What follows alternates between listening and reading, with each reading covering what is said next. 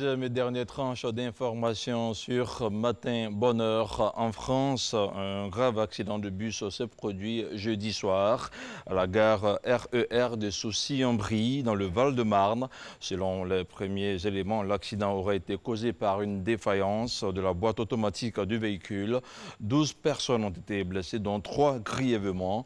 D'après une autre source proche du dossier, ce sont les freins du bus qui auraient lâché. Carlos Ghosn a de nouveau été arrêté jeudi matin à son domicile de Tokyo sur des soupçons de malversation financière. L'ex-PDG de Nissan a dénoncé une arrestation révoltante et arbitraire alors qu'il avait été libéré sous caution il y a à peine un mois après plus de 100 jours en détention. Son avocat a annoncé faire appel de cette nouvelle arrestation. Au Japon, la date du procès n'a pas été fixée. Et c'est finalement la Russie qui a permis à l'État hébreu de retrouver le corps du soldat porté disparu en 1982. Lors de sa rencontre au Kremlin avec Benjamin Netanyahou, Vladimir Poutine a levé le voile sur une partie seulement de l'opération menée, selon lui, en collaboration avec la Syrie.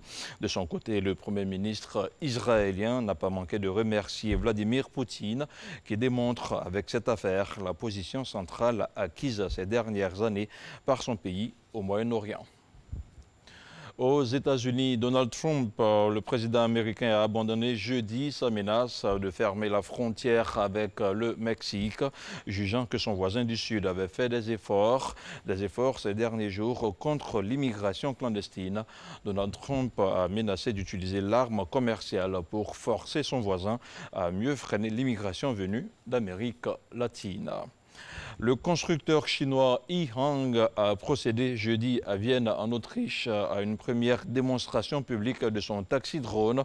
L'appareil a embarqué pour la première fois des journalistes afin de populariser cette technologie auprès des autorités et des usagers potentiels.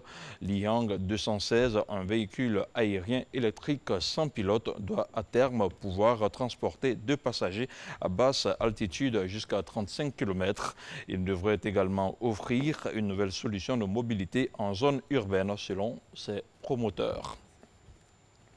Aux États-Unis, tout le monde est satisfait. Après son divorce, le milliardaire américain Jeff Bezos conservera bien la garde du trésor familial, le contrôle des actions du couple dans Amazon ainsi que son titre d'homme le plus riche de la planète. Sa future ex-femme Mackenzie Bezos a annoncé jeudi sur Twitter qu'elle allait lui laisser à l'issue de leur séparation 75% des titres actuellement détenus par le couple. Les papiers du divorce ont été déposés jeudi au tribunal et la procédure devrait être finalisée dans environ 3 mois. Nous parlons toujours de divorce, mais cette fois-ci au Danemark. Depuis le 1er avril, les parents d'enfants mineurs doivent désormais patienter 3 mois et obligatoirement passer un test en ligne avant d'obtenir la dissolution de leur mariage. Ce test se présente comme un cours numérique durant lequel les conjoints doivent répondre à certaines des questions les plus essentielles qui se posent lors d'un divorce.